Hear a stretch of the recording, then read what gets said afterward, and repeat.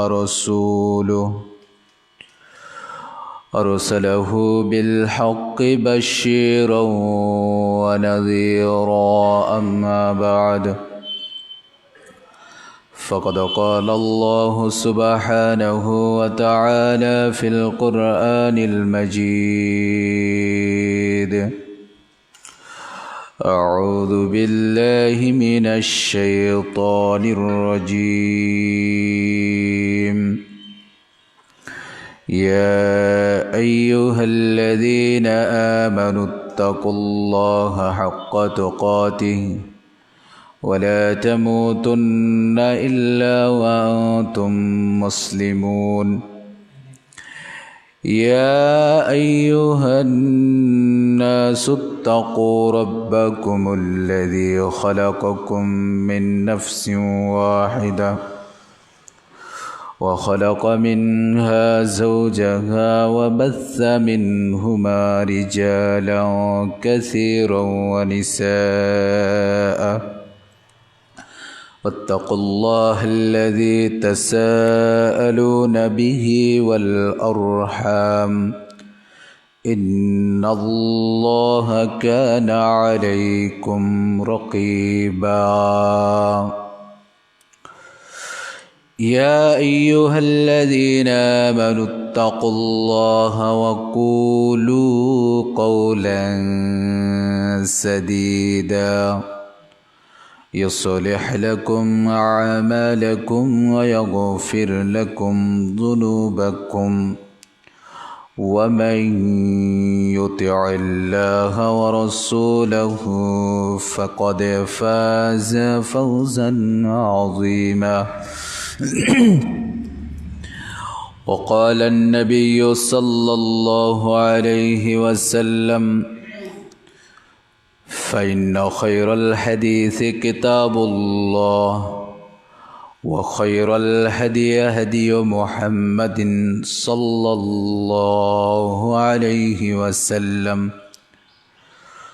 وشر الأمور محدثاتها وكل محدثة بدعة وكل بدعة ضلالة وكل ضلالة في النار أعوذ بالله من الشيطان الرجيم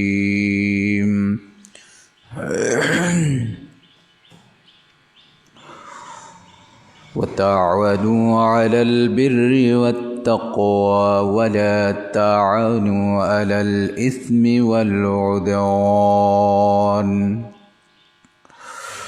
وقال تعالى قل إن صلاتي ونسكي ومحياي ومماتي لله رب العالمين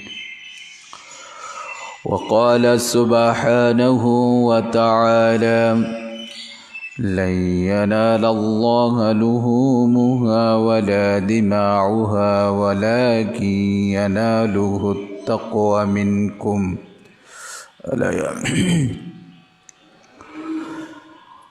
وعن أنس بن مالك رضي الله عنه قال ضحى رسول الله صلى الله عليه وسلم بكبسين أملحين أقرنين فذبحهما بيده السم وكبر رواه البخاري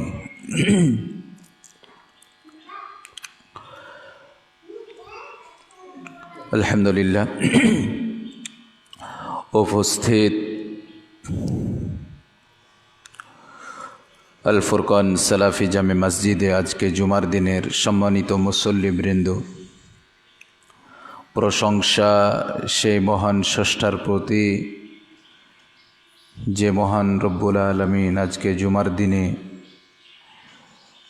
তার নির্ধারিত ফয়সালা এ বৈরী আবহাওয়ার মধ্য দিয়েও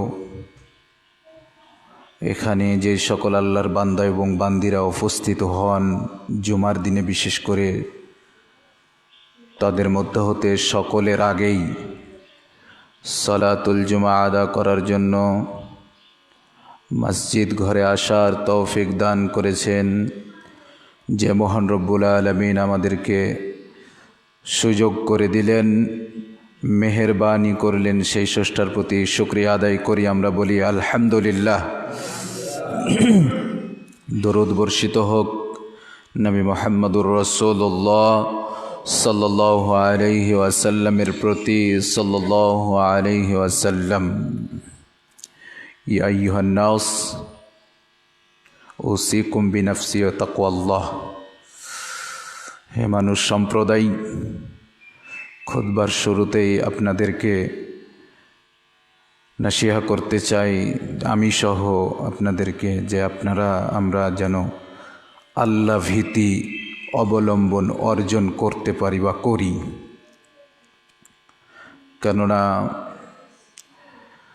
তাকওয়া দিয়েই ভালোকে গ্রহণ করা খুব সহজ হয় এবং মন্দ থেকে নিজেকে বিরত রাখা খুব ভালো হয়। এই কোনো কথা হবে না, সরে বসো, ওখান থেকে সরে বসো, এক জায়গাতে নয়।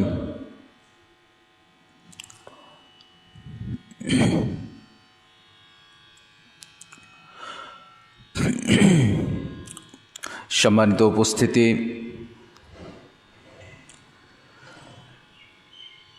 হারাম মাস পবিত্র জিলকদ মাস চলমান।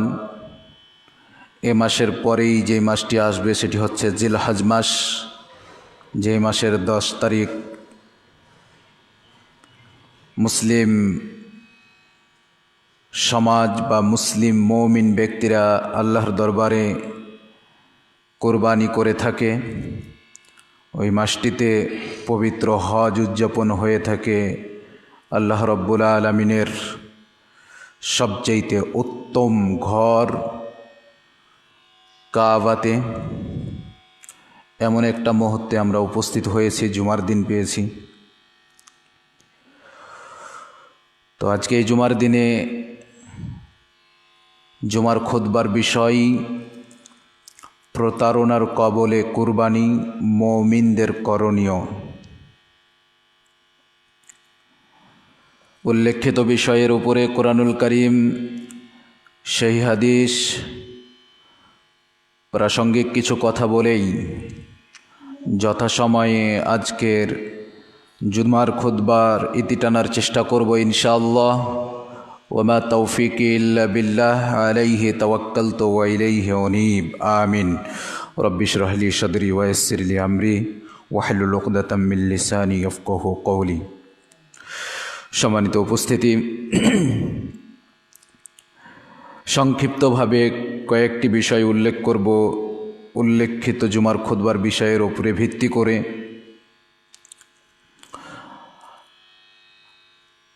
তার আগে আমরা দেখব কিছু আয়াত এবং হাদিসের বর্ণনা, তার সঙ্গে প্রাসঙ্গিক কিছু কথা থাকবে।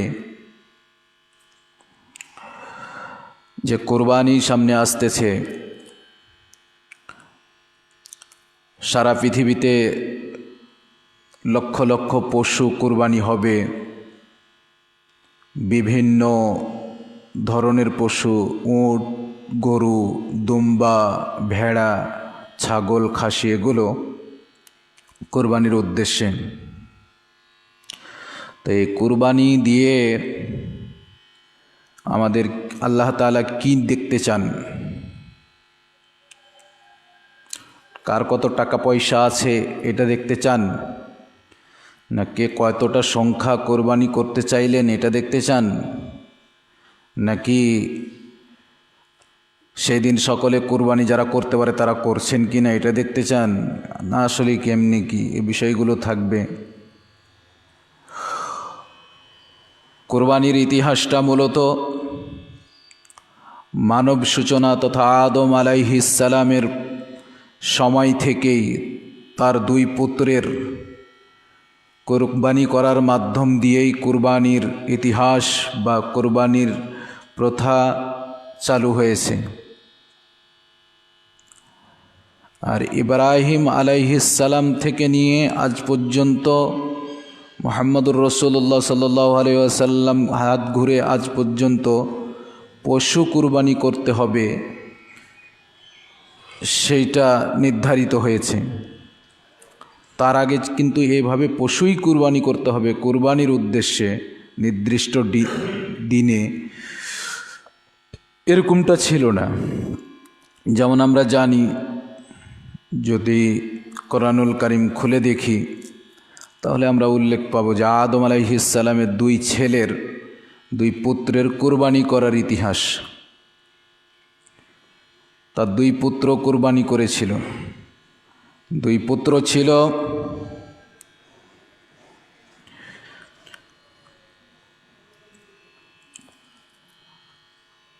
তাফসীরের বর্ণনা থেকে আমরা পাই, বিভিন্ন লিখনি থেকে, যে একজনের নাম হাবিল, একজনের নাম কাবিল।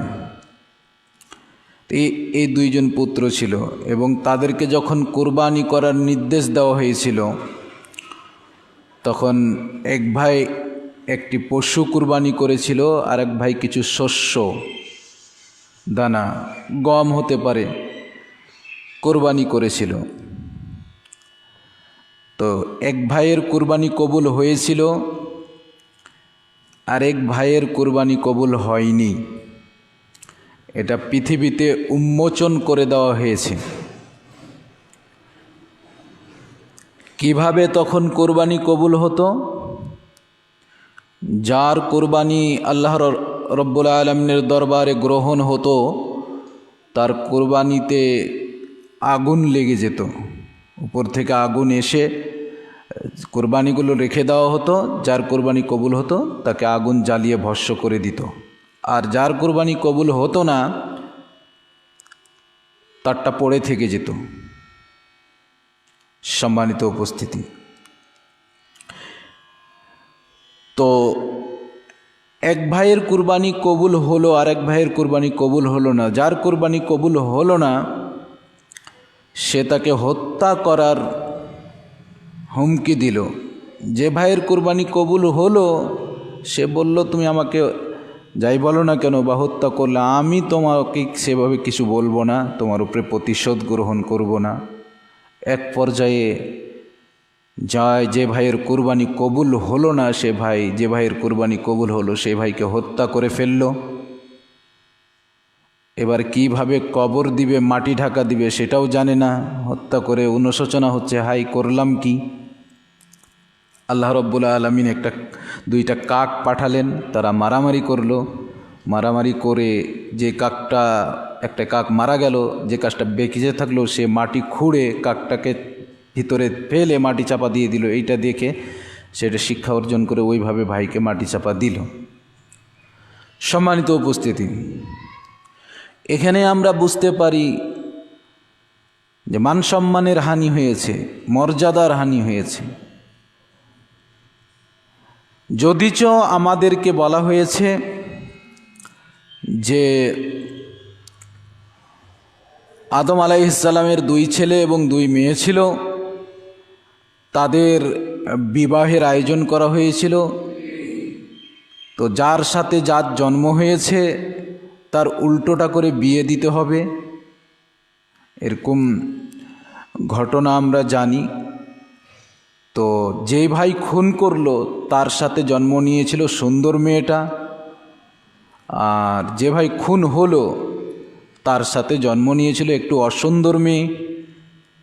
তো যেই কারণে তার দাবি হলো যে আমার সাথে যেটা জন্ম হয়েছে তার সাথেই আমার বিয়ে হবে। এই কারণে নাকি সুন্দর নারীকে পাওয়ার কারণেই নাকি ভাইকে হত্যা করে ফেলেছে। যে বর্ণনাগুলো আসলে জাল জয়ীব দ্বারা সাব্যস্ত, এগুলো ঘটনা আসলে ঠিক নয়। আদম আলাইহিস সালামের ইতিহাসে বা তাদের ছেলেদের নামে এরকম ঘটনা চালিয়ে দেওয়া, এগুলো আসলে মিথ্যাচার ছাড়া আর কিছুই নয়। মানে এই কারণে কুরবানি দিতে হয়েছে তাদেরকে, যে যার কুরবানি কবুল হবে সে বোনকে পাবে, সুন্দর মেয়েকে পাবে। এটা নিতান্তই মিথ্যাচার। এটা কুরবানিকে প্রতারিত করা হয়েছে, কুরবানির মান সম্মানের সাথে প্রতারণা করা হয়েছে। আরও এরকম সামনে অনেক মিথ্যাচার আছে। আল্লাহ রাব্বুল আলামিন এর কাছে ইব্রাহিম আলাইহিস সালাম তার বৃদ্ধ বয়সে বললেন, রব্বি, হে আমার রব, হাবলি মিনাস সলিহিন, আপনি আমাকে একটা সালেহ সন্তান দিন। আল্লাহ রাব্বুল আলামিন বললেন, ফাবাশশারনাহু বিগুলামিন হালিম, অতঃপর আমি তাকে একজন সহনশীল ছেলের, একজন নেক সন্তানের সুসংবাদ দিলাম। ফালাম্মা বালাগা মাহু সায়া, অতঃপর যখন চলাফেরার বয়সে সে উপনীত হলো,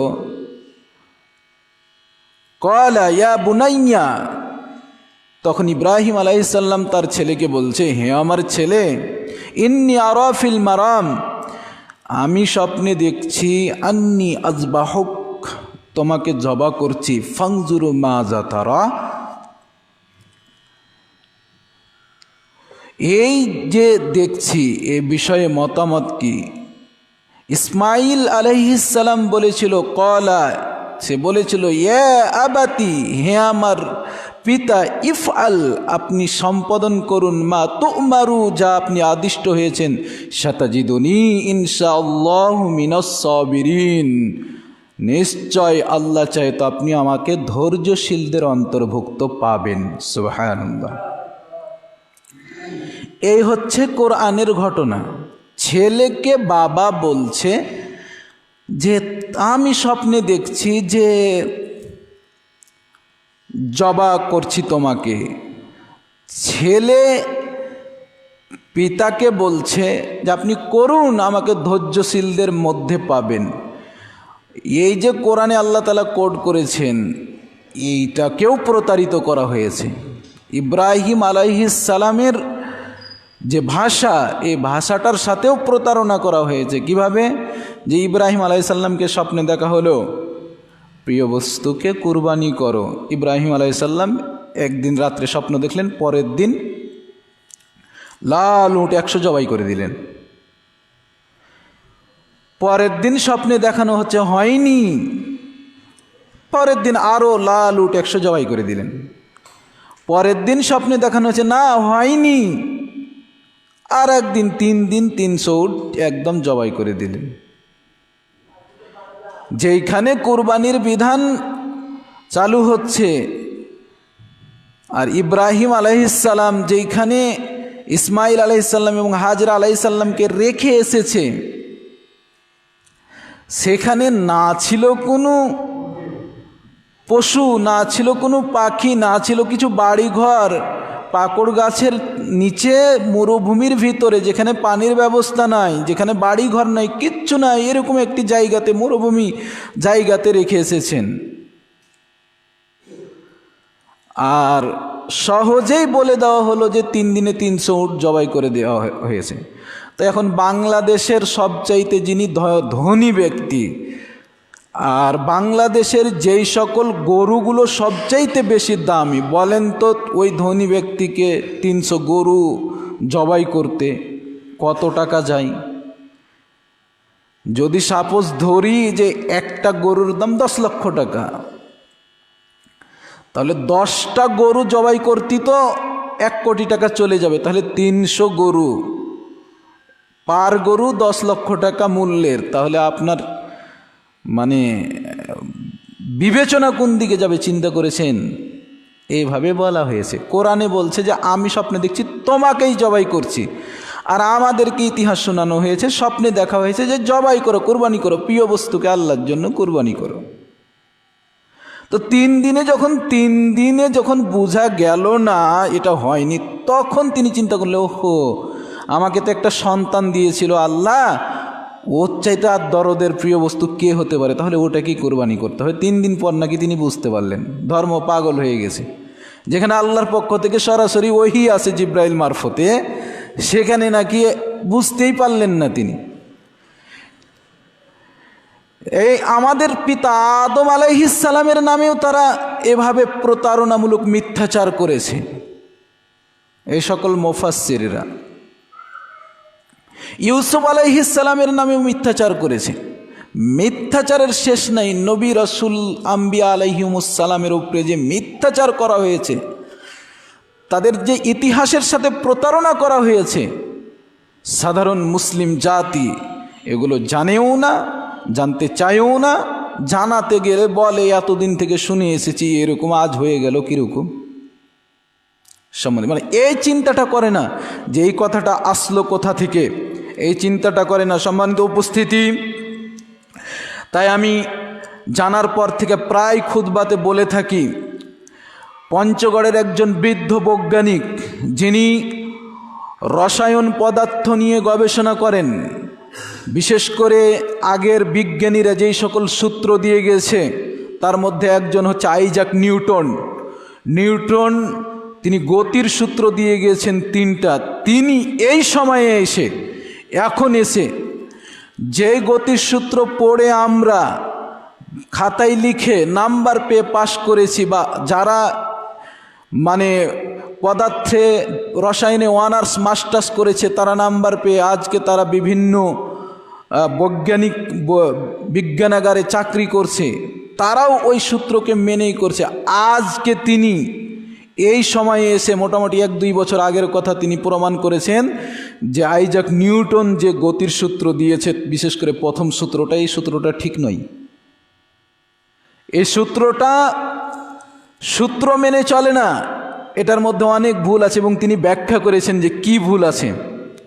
বিশেষ করে আমরা যেহেতু বিদেশের ভাষা বুঝি না, কিন্তু বাংলাদেশে বিশেষ করে আমি তার এই বক্তব্য শোনার পরে অনেক ঘাটাঘাটি করেছি, অনেক লেখাপড়া করে দেখেছি, অনলাইন ঘেটে ঘেটে দেখেছি, মানে আজ পর্যন্ত আমার চোখে পড়েনি যে সেই ব্যক্তি যে ওপেন প্ল্যাটফর্মে এসে, অনলাইনে এসে, মিডিয়ার সামনে এসে এই দাবিটা করলেন যে নিউটনের সূত্র ভুল।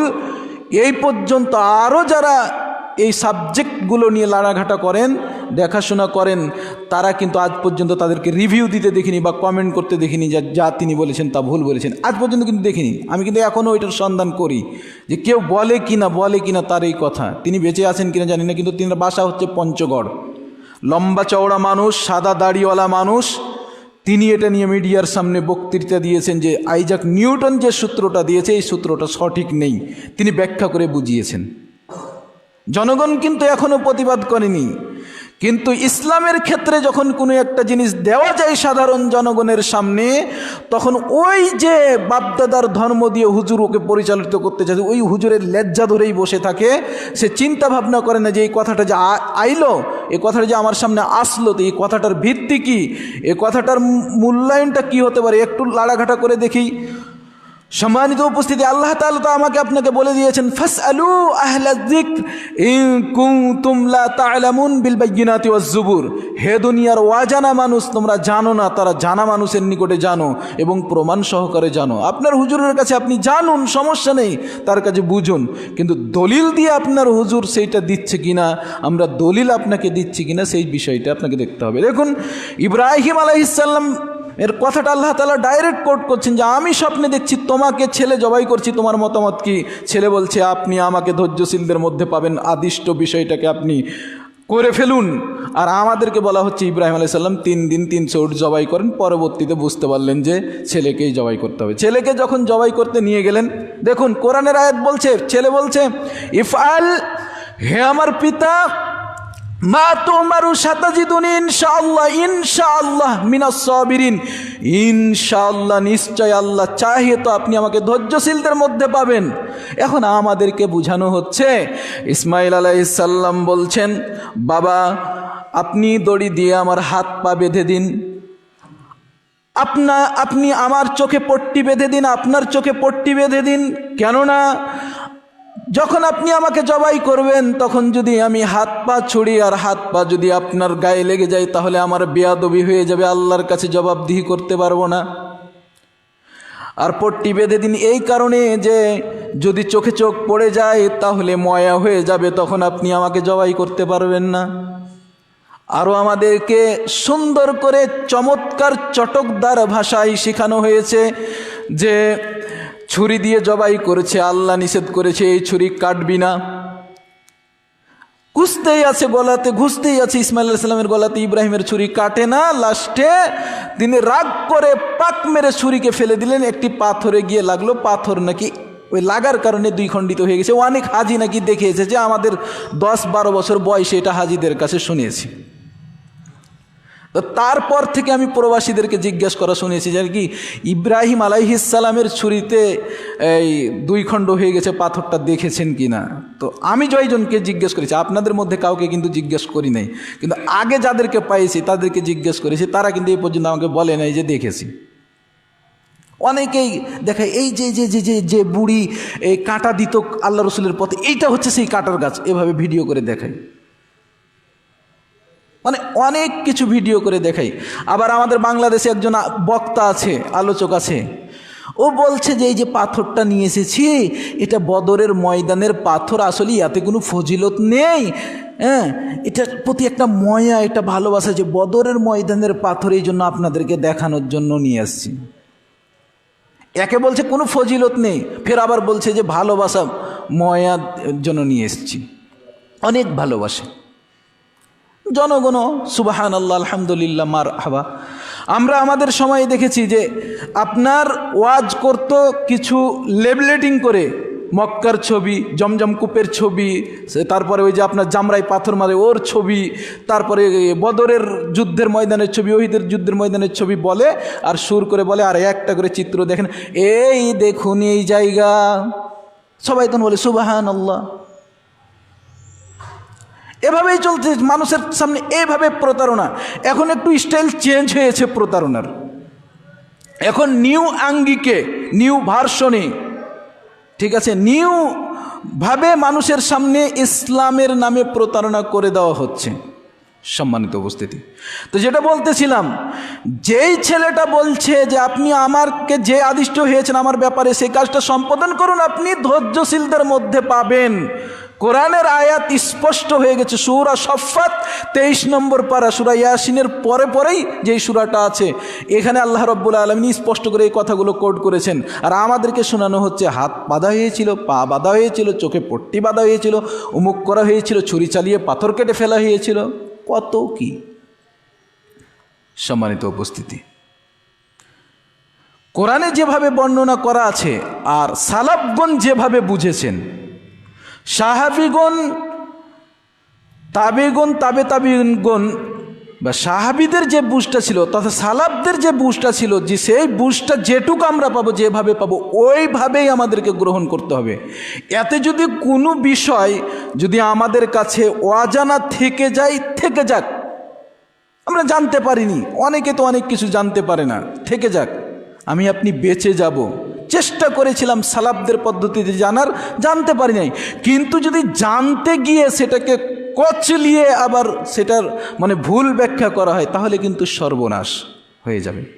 সম্মানিত উপস্থিতি, আল্লাহ রাব্বুল আলামিন আমাদেরকে এরকম ধরনের ইতিহাসের বিকৃতির প্রতারণা থেকে যারা করে তাদেরকে আল্লাহ তাআলা হেদায়েত দান করুন, পাশাপাশি আমাদেরকে আল্লাহ তাআলা এই থেকে সতর্ক, সাবধান এবং হেফাজত করুন, আমরা সকলে বলি আমিন।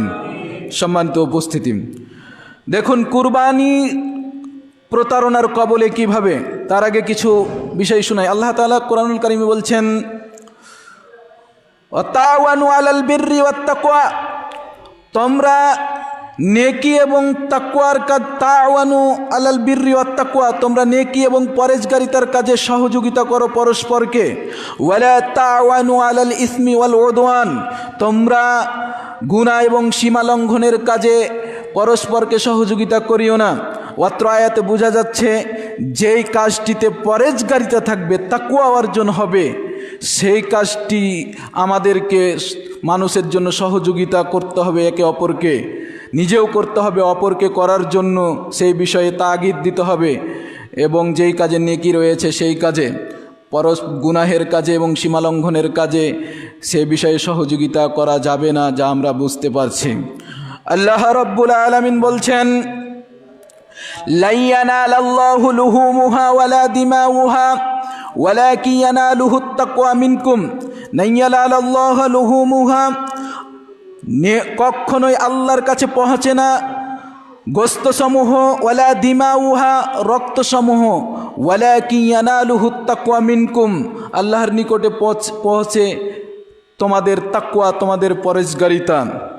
সম্মানিত উপস্থিতি, আল্লাহ রাব্বুল আলামিন বলছেন, কুল হে নবী আপনি বলে দিন, ইন্না সলাতি ওয়া নুসুকি ওয়া মাহইয়ায়া ওয়া মামাতি লিল্লাহি রাব্বিল আলামিন, নিশ্চয় আমার সালাত, আমার কুরবানি, আমার জীবন এবং আমার মরণ সারা বিশ্বের প্রতিপালক একমাত্র মহান রব্বুল আলামিনের জন্য। অত্র আয়াত থেকে বুঝতে পারলাম যে আমার কুরবানিটা হবে আল্লাহ রব্বুল আলামিনের জন্য। আরও বুঝতে পারলাম যে পরহেজগারিতার কাজে, তাকওয়ার কাজে একে অপরকে সহযোগিতা করতে হবে। আরও বুঝতে পারলাম আয়াতের মাধ্যমে যে আল্লাহ রব্বুল আলামিনের কাছে গোস্ত, মাংস এগুলো পৌঁছে না, পৌঁছে আমাদের তাকওয়া, আমাদের পরহেজগারিতা। এবার রাসূল সাল্লাল্লাহু আলাইহি ওয়াসাল্লাম বলছেন, আন আনাস ইবনে মালিক রাদিয়াল্লাহু আনহু قال ضحى رسول الله সাল্লাল্লাহু আলাইহি ওয়াসাল্লাম, রাসূল সাল্লাল্লাহু আলাইহি ওয়াসাল্লাম কুরবানি করেছেন বিকাবসাইনি আমলাহাইনি আকরানাইনি, যে দুইটা চিৎকাবোড়া তথা সাদা কালো এই ধরনের কালারের এবং শিংওয়ালা হুষ্টপুষ্ট দুইটা খাসি বা ছাগল এই ধরনের পশু জবা করেছেন। ফাজাবাহুমা, সেই দুটাকে জবা করেছেন বিয়াদিহি, নিজ হাতে, সাম্মা ওয়া কাব্বারা, বিসমিল্লাহ বলেছেন, আল্লাহু আকবার বলেছেন, দিয়ে জবাই করেছেন। আমার পত্র হাদিসে আমরা একটি কথা পাচ্ছি, সেটি হচ্ছে হুষ্টপুষ্ট, মোটা তাজা, দেখতে শুনতে ভালো। আগের কথাগুলোতে পেলাম পরহেজগারিতা আল্লাহর কাছে পৌঁছিবে, পরহেজগারিতার কাজের সহযোগিতা করতে হবে এবং আল্লাহর জন্যই কুরবানি করতে হবে। হাদিসে একটা কথা পেলাম, সেটা হচ্ছে পশুগুলো কুরবানি হতে হবে। এবার আমার আপনার সাথে প্রতারণা, কতদিন দিক থেকে প্রতারণা হচ্ছে। সম্মানিত উপস্থিতি, আমরা যারা কুরবানি করছি, ইল্লা মাশাআল্লাহ, আমরা নিজেদেরকে মুসলিম দাবি করে কুরবানি করছি, কিন্তু একনিষ্ঠ যারা বিশ্বাসী, আমরা যারা মুমিন, তাদের করণীয়টা কি হবে এখান থেকে আপনারা নিয়ে নেওয়ার চেষ্টা করবেন। সেটা হচ্ছে, প্রথমত আসি মোটা তাজার বিষয়ে। মানুষকে আকৃষ্ট করার জন্য, মানুষকে চোখে রঙিন চশমা পরিয়ে তাদেরকে ভালো দেখানোর জন্য বিভিন্ন রকমের ক্ষতিকর কেমিক্যাল বা ইনজেকশন বা ঔষধের মাধ্যমে পশুগুলোকে মোটা তাজা করার চেষ্টা করা হচ্ছে। এটা বেশিরভাগ করছে যারা ফার্ম তৈরি করে আপনার পশু পালন করে। দেখুন, উদ্দেশ্য হলো, অধিকাংশ মানুষের উদ্দেশ্য হলো যে এর থেকে কিভাবে টাকা ইনকাম করে গাড়ি বাড়ি ঘোরাফেরা, হাসি তামাশা, এইগুলোতে ব্যাংক ব্যালেন্স এগুলো করা যায়। উদ্দেশ্য এটা, পুরো উদ্দেশ্য এটা, নিয়াতে এটা থাকে না। আমি যদি এখানে শ্রম দেই, আমি যদি এখানে নিজের ইনভেস্টটা করি, নিজের অর্থ দিয়ে, আমার শ্রম দিয়ে যদি এটা করি, আল্লাহ তাআলার উদ্দেশ্যে আল্লাহ তাআলার বান্দারা কুরবানি করবে, এখান থেকে তারা সওয়াবের অধিকারী হবে। আর আমি যে ভালো কাজের জন্য নিজে শ্রম দিয়ে সহযোগিতা করছি, তাওয়ানু আলাল বীর, নেকির কাজের যে সহযোগিতা করতে বলেছেন আল্লাহ তাআলা, আমার নেকির কাজে সহযোগিতা করা হবে। পাশাপাশি আমার দুনিয়াবি বিষয়ে আমি লাভবান হব। আল্লাহ তাআলা সূরা বাকারে আমাদেরকে চাইতে বললেন না, রব্বানা আতিনা ফিদ দুনিয়া হাসানা ওয়া ফিল আখিরাতি হাসানা, যে হে আমাদের প্রতিপালক, আপনি আমাদেরকে দুনিয়ার ভালাই এবং আখিরাতের ভালাই, উভয় ভালাই দিন, ওয়াকিনা আযাবান্নার, এবং জাহান্নামের শাস্তি থেকে বাঁচান। তো যারা এই পশুকে কুরবানির জন্য প্রস্তুত করছে, তাদের একমাত্র উদ্দেশ্য হচ্ছে যে মানুষের সামনে এটাকে উপস্থাপন করে কিভাবে দুনিয়া কামাই করা যায়, বেশি টাকা ইনকাম করা যায়। এইটা উদ্দেশ্য ন্যূনতম থাকে না যে কিভাবে মানুষ আমার থেকে পশু কিনে কোরবানি করবে, নিজের সোয়াব অর্জন করবে এবং আমারও ভালো কাজে সহযোগিতা করা হবে, পাশাপাশি দুনিয়ারও মানে ভালাই আমি পাবো অর্থের মাধ্যমে। এটা কোনো চিন্তা নাই। যদি থাকতো তাহলে কি বলতে পারতো এটার নাম হচ্ছে রাজকুমার, এটার নাম হচ্ছে কালাবাবু, এটার নাম হচ্ছে উমুক, এটার নাম হচ্ছে এই সেই, মানে মিডিয়ার সামনে এই শুরু হয়ে গেছে অলরেডি। যত ঘনাবে তত এগুলো শুনতে পারবেন। এগুলো নাকি কালাবাবু নাকি বা উমুক নাকি এইটা নাম দিয়ে নাকি এটা কুরবানির পশু, এটা নাকি কোরবানির পশু। সাথে সাথে যারা মিডিয়াতে কাজ করছে বা জনগণ দেখছে, এটা নিয়ে হাততালি দিচ্ছে বা বাহাবা নিচ্ছে, মানে তাদেরও রেটিংয়ের প্রয়োজন আছে। তারাও চিন্তা করে না কোরবানি হচ্ছে তাকওয়া অর্জনের জন্য, কোরবানি হচ্ছে আল্লাহর জন্য, কোরবানি হচ্ছে ইব্রাহিম আলাইহিস সালামের সুন্নাহ, কোরবানি হচ্ছে মুহাম্মাদুর রাসূলুল্লাহ সাল্লাল্লাহু আলাইহি ওয়াসাল্লামের দেখানো পদ্ধতি, একটি সুন্নাহ, যেই দিয়ে নেকি অর্জন হয়, যেই দিয়ে আল্লাহর সন্তুষ্টি অর্জন হয়, যেই দিয়ে জাহান্নাম থেকে বেঁচে যাওয়ার পথ তৈরি হয়, যার মাধ্যমে আমি আপনি জান্নাত পেতে পারি, যেই দিয়ে নিজের পরিবারকে নিয়ে আল্লাহর মেহমান হয়ে দাওয়াত খাওয়া যায়, যেই দিয়ে গরিব দুঃখীকে সেই দিন সহযোগিতা করা যায়। এরকম চিন্তা ভাবনা কারো থাকে না। শুধু চিন্তা ভাবনা থাকে দুনিয়াবি স্বার্থ কিভাবে হাসিল করবে, কুরবানিকে টার্গেট করে, কুরবানিকে সামনে নিয়ে।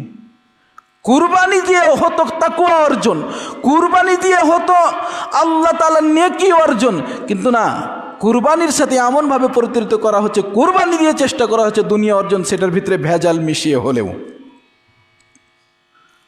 সম্মানিত উপস্থিতি, দুই, হাটে গিয়ে কুরবানিকে নিয়ে মিথ্যা কথা। ও মুসলিম সমাজ, যদি তুমি এতই সত্যবাদী হবে, মুসলিম হবে, তুমি যদি কুরবানিকে এতই ভালোবাসবে, তাহলে হাটে গিয়ে ডাক্তার কেন গ্লাভস পরে হাটে হাটে ঘুরতেছে?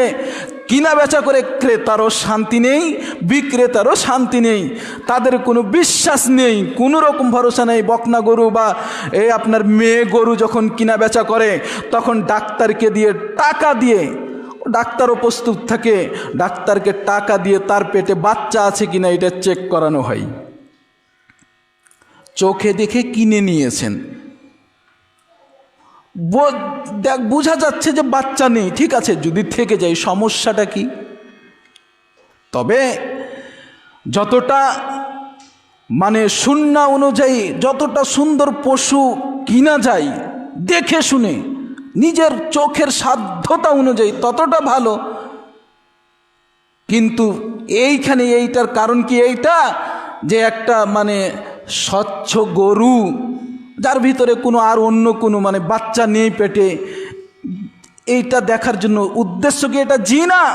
উদ্দেশ্য হলো ভালো করে জানে যে এই বিক্রেতা মিথ্যে কথা বলতে পারে। আর এখনকার ব্যাপারীরা, আমাদের চাঁপাইনবাবগঞ্জের ভাষার পাইকার বলে, এখনকার এই ব্যাপারীরা পাইকারেরা এই 100টাতে 99.99% এই ব্যবসা করতে গিয়ে মিথ্যা কথা বলে। এইভাবে কুরবানিকে প্রতারিত করা হচ্ছে। মুসলিম জাতি মুমিনরা কিভাবে এখান থেকে আপনারা সতর্ক হবেন? আর একটি বিষয় হলো, রাসূল সাল্লাল্লাহু আলাইহি সাল্লাম মুসিন্না ব্যতীত জবাই করতে নিষেধ করেছেন। মুসিন্না দিয়ে বয়স বুঝানো হয়েছে। কেউ বলেছে দুধে দাঁত পড়ে যাওয়ার পরে যেই দাঁতটা উঠবে, যখনই উঠবে তখনই ওর বয়স হলো, মুসিন্না হলো। কেউ বলেছেন না, পশু ভেদে, যেমন ছাগলের জন্য 1 বছর অতিবাহিত হলে, গরুর জন্য 2 বছর, উটের জন্য 5 বছর, এভাবে অতিবাহিত হয়ে গেলেই তার মুসিন্না হয়ে গেছে, বয়স হয়ে গেছে। এটা নিয়ে ইখতিলাফ আছে, ওই বিষয়ে যেতে চাচ্ছি না। কিন্তু আমি যেটাকে টার্গেট করছি, আমাদের চাঁপাইনবাবগঞ্জের ব্যাপারীরা, পাইকারেরা, তারা গাড়ি ভর্তি ভর্তি আপনার ষাঁড় গরু, এই গরুগুলোকে নিয়ে যায় চট্টগ্রামে। কারণ তারা জানে চট্টগ্রামের মানুষ বয়স টয়স বুঝে না, শুধুমাত্র মোটা তাজা বুঝে, এবং ছোটোখাটো নাদুস নুদুস গরু হলেই তারা কিনে ফেলে, তারা বয়স বুঝে না। এবং তাদের মৌলবীরা নাকি ফতোয়া দিয়েছে যে হুষ্টপুষ্ট হলেই হলো, সে যদি 6 মাসেরও গরু হয়। জানি না, এগুলো শোনা কথা বলছি, এই জন্য তাদেরকে প্রতারণা করার জন্য। যদি বছর হিসাবে ধরি, একটা গরু 2 বছর বয়সে কোরবানি করতে হবে, তাহলে আপনার এখন যত জাতের প্রজাতির গরু আছে, একটা 6 মাসের বাছুর, একটা 8 মাসের বাচ্চা, গরুর বাচ্চা যেই পরিমাণে বড় সড়ো হয়, হুষ্টপুষ্ট হয়, তাকে দেখে বোঝা যায় না যে আসলে আর বয়স কত। ওই গরুটাকে নিয়ে গিয়ে সেখানে কুরবানির নামে বিক্রি করে চালাইয়ে দিতেছে। যখন জিজ্ঞেস করে বয়স কত, না তো 2 বছর। কয় দাঁত হয়েছে, না তো 2 দাঁত 4 দাঁত হয়ে গেছে। এইভাবে মানুষকে প্রতারণা করা হয়। আসলে মানুষকে প্রতারণা করা হয় না, সরাসরি কুরবানিকেই প্রতারণা করা হচ্ছে। কুরবানির উদ্দেশ্যেই পশুটা কিনে নিয়ে যাওয়া হয়েছে। আল্লাহ রাব্বুল আলামিন ব্যবসাকে হালাল করেছেন, কিন্তু এই ধরনের ব্যবসাকে হালাল করেছে যে মানুষকে প্রতারণা করে এইভাবে ব্যবসা করতে হবে। এটা তো মানুষকে প্রতারণা করা হচ্ছে না, কোরবানিকে প্রতারণা করা হচ্ছে। বয়স হয়নি এখনও, পশুর বয়স হয়নি। এখন আপনি নেট সার্চ দিয়ে দেখবেন, কিছু প্রজাতির ছাগল বেরিয়েছে, মাত্র 3 মাসের বাচ্চা, ছাগলের বাচ্চা এত বড় হয়েছে, এত বড় হয়েছে যে আপনি বুঝতে পারবেন না এর মাত্র 3 বয়স। যখন বলবে যে এর বয়স 3 মাস, তখন আপনি আশ্চর্য হয়ে যাবেন, এত বড় ছাগল মাত্র 3 মাস বয়স। তা এখন আপনাদের সামনে প্রশ্ন, এই যে আমাদের দেশি, আপনাদের ভাষায় দেশাল ছাগলের 1 বছর বয়সে যতটা উঁচু হচ্ছে, ওই ছাগলগুলো 3 মাস বয়সে অতটা উঁচু হচ্ছে। এখন আপনি নিয়ে গেলেন হাটে কুরবানির উদ্দেশ্যে। এখন জিজ্ঞেস করলো, মানুষ তো সবাই আর চিনে না। যেমন অনেকে ধান খুব ভালো চিনে, কোনটা কোন ধান, কিন্তু আপনি যদি আমাকে বলেন এইটা ধানের নাম কি, এটা চাউলের নাম কি, আমি বলতে পারি না। আমি নিজের ব্যক্তিগত কথা বলছি, আমি এগুলো কিন্তু চিনি না। আপনি যদি বলেন যে এইটা হচ্ছে 999 ধান, এর নাম, আমি তাতেই মনে করি হ্যাঁ এটা 999, মানে যেহেতু চিনি না।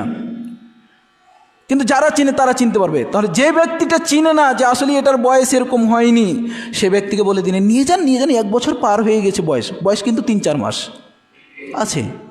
তাহলে এই যে সে নিয়ে গিয়ে কোরবানি করে দিল, আপনি তাকে মানে প্রতারণা করে কিছু টাকা ইনকাম করে নিলেন। মূলত আপনি তাকে প্রতারণা করেননি, কোরবানি পদ্ধতিটাকে বা কোরবানিটাকেই প্রতারণা করলেন, অপমান করলেন। সম্মানিত উপস্থিতি, এই গেল এক প্রতারণা। আর এক প্রতারণা হচ্ছে, আল্লাহ রাব্বুল আলামিন গোস্ত দেখবেন না, রক্ত দেখবেন না, এগুলো তার কাছে যাবে না, যাবে তাকওয়া। আপনি মানুষকে ঠগিয়ে হালাল ইনকাম না করে হারাম ইনকাম দিয়ে, অনেকেই আছে বাংলাদেশের বুকে প্রশাসন ঘুষ নিয়ে নিজের অর্থ উপার্জন করে, অনেক আছে সুদের মাধ্যমে অর্থ উপার্জন করে মানুষকে ঠগিয়ে, অনেকেই আছে ছিনতাই করে চাঁদাবাজি করে অর্থ উপার্জন করে। এবার কুরবানির ঈদ এসেছে, বড় গরুটা কিনে নিয়ে গিয়ে কুরবানি করছে। আল্লাহর কাছে তো গোস্ত যাবে না, বড় যাবে না, ছোট যাবে না, লাল যাবে না, সাদা যাবে না, যাবে তাকওয়া। কেউ জানতে পারলো না, এমনকি আপনার স্ত্রীও জানতে পারলো না। যার সাথে আপনি এক বিছানায় একদম গায়ে গা লাগিয়ে শুয়ে থাকেন, সেও জানতে পারেনি কোন টাকা দিয়ে আপনি কোরবানি দিলেন। মনে করছে আপনার সন্তান, আপনার স্ত্রী হালাল টাকা দিয়েই কোরবানি দিয়েছে, কিন্তু আপনি ভালো করে জানেন যেই টাকা দিয়ে কোরবানি দিয়েছেন সেই টাকা আপনার হালাল টাকা নয়। তাহলে আপনি কোরবানিকে কিভাবে প্রতারণা করলেন আপনি চিন্তা করে দেখুন। সম্মানিত উপস্থিতি, এভাবে কুরবানি প্রতারিত হচ্ছে। এখন যে অবস্থা হয়ে গেছে সমাজে, বিশেষ করে আমাদের সমাজে কুরবানিকে নিয়ে যে অবস্থা হয়ে গেছে, একটা কুরবানি দিলেই যথেষ্ট হয় পরিবারের পক্ষ থেকে। আপনাদের এই সমাজের কথা বলতে পারবো না, কিন্তু আমাদের সমাজে আছে খাসি কুরবানি আছে। তখন বলছে যে একটা ভাগা কুরবানি না দিলে কি হয়, ছেলে মেয়ে আছে, কুটুম সদর আসবে, আমাদের দিকে কুটুম বলে মেহমানকে, মেহমানেরা আসবে, মেয়ের শ্বশুর বাড়ির লোকজন আসবে, ছেলের শ্বশুর বাড়ির লোকজন আসবে, ছেলে মেয়ের বন্ধু বান্ধবীরা আসবে, তারা গরু খাসি উভয়ই কোরবানি দিয়েছে, একটা গরুর ভাগা না দিলে কি হয়? তখন বলবে যে দেখো শুধু খাসি কোরবানি দিয়েছে, গরু কোরবানি দেয়নি, তাহলে একটা গরুর ভাগা দিতে হবে। উদ্দেশ্যটা কোথায়? শুধুমাত্র মানুষকে খুশি করার জন্য, মানুষের মন জোগানোর জন্য, মানুষকে দেখানোর জন্য এইভাবে এই আপনার চিন্তা ভাবনা করছে খাসির পাশাপাশি কুরবানি করতে হবে, তাকওয়া অর্জনের জন্য নয়, মানুষকে দেখানোর জন্য। কুরবানিকে সঠিকভাবে প্রেজেন্টেশন করার পরিবর্তে কুরবানির সাথে প্রতারণা করা হচ্ছে। কুরবানিকে নিয়ে আপনার বিভিন্ন রকমের হাসি তামাশা মজাক করা হচ্ছে। এভাবে অনেক প্রতারণা আপনাকে দেখানো যাবে। এজন্য মুমিন ব্যক্তি আপনাদের করণীয় হলো আপনারা এই কথাগুলোকে স্মরণ করুন যে নিজেও প্রতারিত হবেন না। যদি সুযোগ থাকে, অনুরোধ জানাবো, যদি সুযোগ থাকে, সম্ভব হয়, তাহলে নিজের কোরবানির পশু আপনি বাড়িতে প্রতিপালন করেই কোরবানি দিন।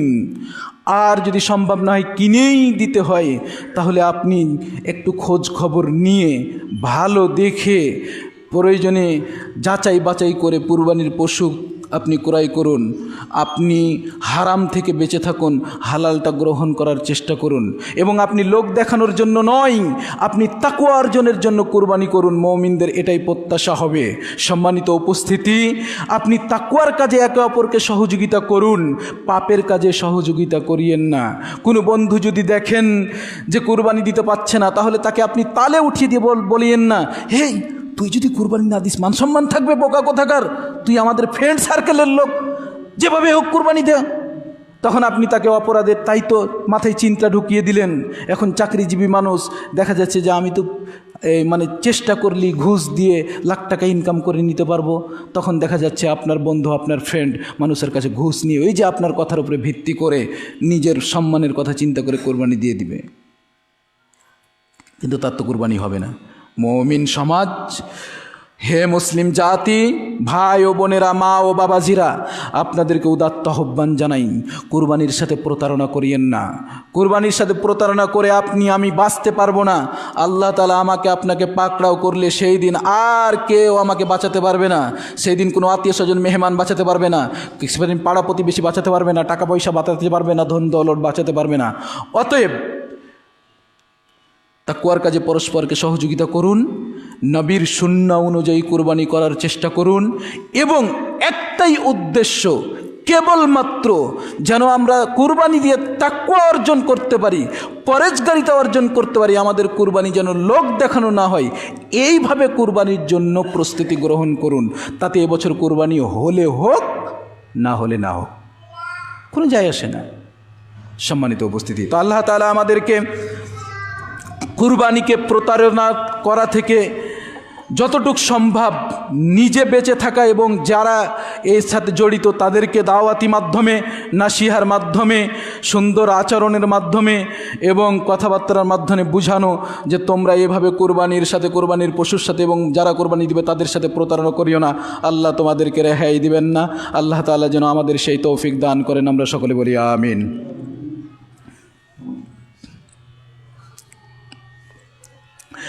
ইন্নাল হামদুলিল্লাহ ওয়াসসালাতু ওয়াসসালামু আলা রাসূলিল্লাহ, আম্মা বাদ। সম্মানিত উপস্থিতি, আল্লাহ রাব্বুল আলামিন আমাদেরকে এই ফিতনার সময়ে, এই পাপের বৃদ্ধিতা হয়ে যাওয়ার সময়ে আল্লাহকে ভুলে গেছে মানুষ, বেশিরভাগই মানুষ আল্লাহকে স্মরণ করতে চাই না।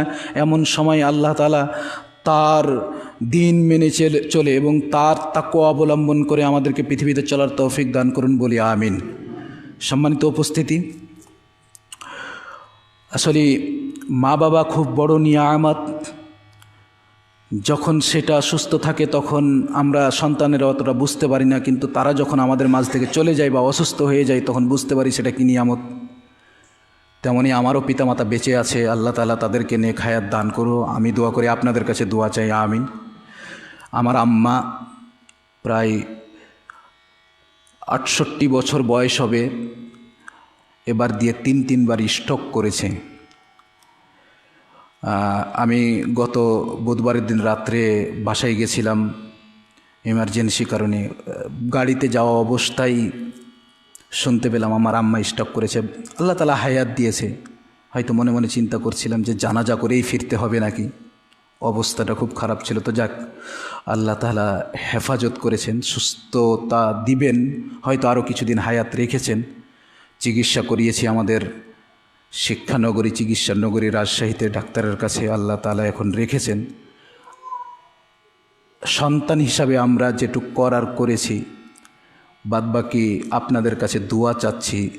দিনী ভাই, দিনী বোন হিসাবে খাস করে আমার পিতামাতার জন্য, বিশেষ করে আমার মায়ের জন্য দোয়া করবেন। আল্লাহ তাআলা যেন আমার আম্মাকে শেফায়ে কামিলা দান করেন, আমাদেরকে ধৈর্য ধারণ করার তৌফিক দান করেন। আপনারা ভালো করে জানেন এই সকল রোগীদের পিছনে কতটা ব্যয় করতে হয়, এটা আপনাদের ভালো করে জানা। বিশেষ করে যারা ক্যান্সার বা এরকম স্ট্রোক, আপনারা ভালো করে জানেন। তা আমরা যেন ধৈর্য হারা না হই। দেখুন, আমরা টাকা পয়সাওয়ালা ফ্যামিলিতে বিলং করি না, কিন্তু চেষ্টা করি দিন মেনে তাকওয়া অবলম্বন করে যেন আল্লাহর পথে চলে দুনিয়াতে কোনো রকম টিকে থেকে জান্নাতটা হাসিল করা যায়। তো আপনাদের কাছে দুয়ার দরখাস্ত, আপনারা খাস করে আপনাদের দুয়ায় আমার পরিবার, বিশেষ করে আমার মাকে একটু রাখবেন, যে আল্লাহ তাআলা তাকে যেন শেফায়ে কামেলা দান করেন, পৃথিবীতে যতদিন বাঁচিয়ে রাখবেন। আমার মা ভালো করে চলতে পারতেন না, কিন্তু কোনোদিন সালাত ছাড়তেন না।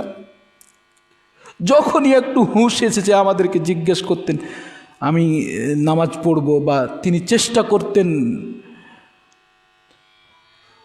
সালাত যতটুকু পড়ার, মানে হুঁশ থাকলে, জ্ঞান থাকলে সালাত পড়া। এবং মূর্খ মানুষ, কিন্তু আমি দেখেছি ছোটবেলায় সালাতের জন্য আমাকে যে পিটনিটা দিয়েছে, মানে দোয়া করি আল্লাহ তাআলা তাকে যেন এটার যাজা দেন এবং জান্নাত নসিব করেন। বড় অবস্থায় যখন আমি ইমামতি করি, লেখাপড়া করি, জানে যে পড়বে, কিন্তু আজান হয়ে গেছে, জামাতে হয়তো যাবে না, এই তো ঘুম পাচ্ছে, সালাত মিস হয়ে যাবে, এটা আমার মায়ের ভাষা ছিল, ডাকতো। যদি না উঠতাম তাহলে গিয়ে সরাসরি থাপড়ানো শুরু করতো, এই তো উঠবি না কেন, সালাতে যাবে না, অথচ আমি বড়। এমনকি আমার বিবাহিত অবস্থায় আমি এরকম সম্মুখীন হয়েছি আমার মায়ের। তিনি এ বিষয়ে এতটা, মানে অথচ কিছুই জানেন না, সিগনেচার করতে জানেন না, কোরআন পড়তে জানেন না, কোনো বাংলা লেখাপড়া জানেন না আমার মা। আপনাদের কাছে খাস করে দোয়া চাই, আপনারা দোয়া করবেন আল্লাহ তাআলা যেন তাকে সুস্থতা দান করেন এবং আল্লাহ তাআলা তাকে যেন মাফ করেন, ভুল ত্রুটিগুলো ক্ষমা করেন, আমিন। সাথে সাথে আল্লাহ তাআলা আপনাদেরকেও যেন দ্বীনের পথে চলার তৌফিক দান করেন। আল্লাহ তাআলার প্রত্যেকটা ইবাদত যেন কোরআন এবং সেই সুন্নাহ অনুযায়ী, রসুলের পদ্ধতি অনুযায়ী সকলকে করার চেষ্টা করেন। এবং সামনে যে কুরবানি, এইটা একদম সুন্নতি পদ্ধতিতে, সহি সুন্নতি পদ্ধতিতে আমাদেরকে আল্লাহ তাআলা প্রস্তুতি গ্রহণ করার তৌফিক দান করেন, আমিন। আল্লাহুম্মা সাল্লি আলা মুহাম্মদ ওয়া আলা আলি মুহাম্মদ কামা সাল্লাইতা আলা ইব্রাহিম ওয়া আলা আলি ইব্রাহিম ইন্নাকা হামিদুম মাজিদ। আল্লাহুম্মা বারিক আলা মুহাম্মদ ওয়া আলা আলি মুহাম্মদ كما باركت على إبراهيم وعلى آل إبراهيم إنك حميد مجيد.